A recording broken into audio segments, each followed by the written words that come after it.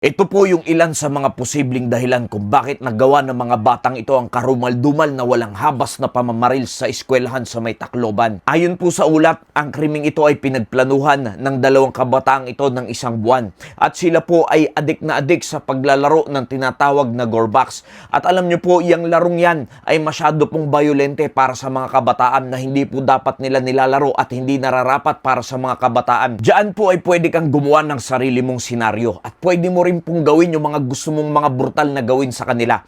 At yan po yung pwede nilang pinagkuhanan o inspirasyon nila kung paano nila nagawa yung krimeng ito. At hindi lamang po dito sa Pilipinas nangyari ang mga ganyang klaseng mga krimen.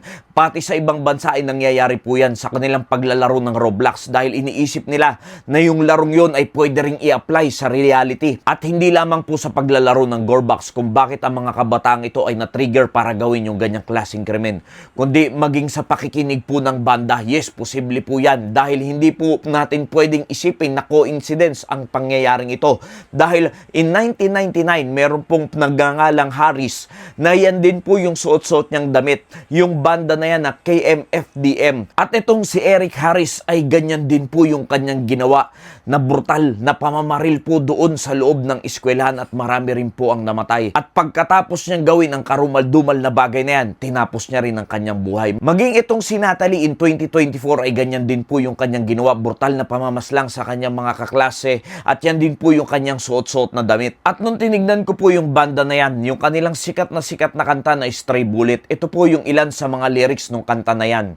I have come to rock your world, I have come to shake your faith, I am the illegitimate son of God. Bukod sa pambubuli na sinasabi ng mga tao na yan yung dahilan kung bakit niya ginawa yan, yan po yung isa sa mga dahilan na pwedeng pinagkuhanan nila ng lakas ng loob, yung paglalaro nila ng Gorbox at yung pakikinig nila sa music at yung inspiration nila ng mga tao na nakasuot din ng damit na katulad ng banda na kanilang pinakikinggan ay diyan sila nakakuha ng tapang upang gawin yung karumal-dumal na krimen. Kaya ganito yung kanilang usapan, yung chat nila sa isa't isa, na hindi sila natatakot gumawa ng krimen kasi alam nila sa kanilang sarili sila ay minor de edad pa, na kahit na malinaw sa kanila na illegal possession of firearms yun, ay alam nila na hindi sila charge dahil sila ay minor de edad. Mga tatay, mga nanay, ito po ay isang paalaala ko sa inyo bilang magulang rin po.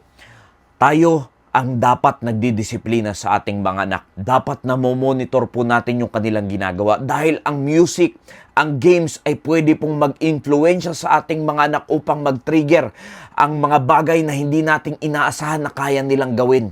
At malakas po ang impluensya ng music, malakas ang impluensya ng games, kaya dapat tinututukan po natin at binabantayan natin. Huwag po natin ito-tolerate yung ating mga anak na gumawa at pahayagan po natin sila na hayaan na lang mag-cellphone, maghapon, maglaro, maghapon, makinig ng kung ano-anong mga music. Alam niyo po, bilang mananampalataya ng Panginoong Kristo, ang aking mga anak ay hindi ko po pinaglalaro basta-basta ng kung ano-anong mga laro. Pinagbibigyan ko man sila pero namomonitor ko yung kanilang mga ginagawa. Ganon din po sa music. Hindi ko sila pinakikinggan ng mga hindi Christian music dahil alam ko, nanggaling ako dyan, nakikinig ako ng mga antichrist at puro kademonyohan yung pumapasok sa isip ko pag nakikinig ako ng mga heavy metal, mga rock music. At ang mga lyrics ay mga antichrist, ang mga lyrics na tila ba lalo kang dadalin sa mga kademonyohang gawain ng sanlibutan ito.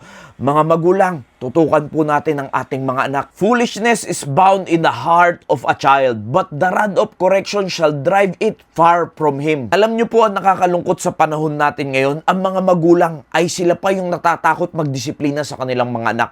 Na tila ba pagkukunin mo yung cellphone, pagbabawalan mo manood ng TV, pagbabawalan mong makinig ng mga music na hindi naman nararapat, sila pa yung magagalit sa atin ng mga magulang. Pero hindi po dapat ganyan yung nangyayari. Tayo po yung may otoridad upang disiplinahin ang ating mga anak upang sila ay maging maayos sa kanilang paglaki at makita po nila ng mas maganda yung salita ng Diyos at hindi ma-divert yung kanilang mga atensyon. Kaya mga magulang, wag po natin babyhin masyado ang ating mga anak. Kung kailangan po silang disiplinahin, ay disiplinahin po natin sila. Kung kailangan nila ang pamalong pangsaway upang sila ay mailayo sa mga masamang gawin ng sanlibutan ito, ay gawin po natin. Huwag tayong matakot dahil yan yung sinasabi ng Biblia na paminsan-minsan kailangan gawin natin ang bagay na yan upang ang kanilang foolish heart ay magkaroon ng tamang direksyon sa Panginoon. Nawa mga magulang, maging lesson po ang pangyayaring ito. Nawa naging pagpapala po ito. Maraming salamat po and God bless you all.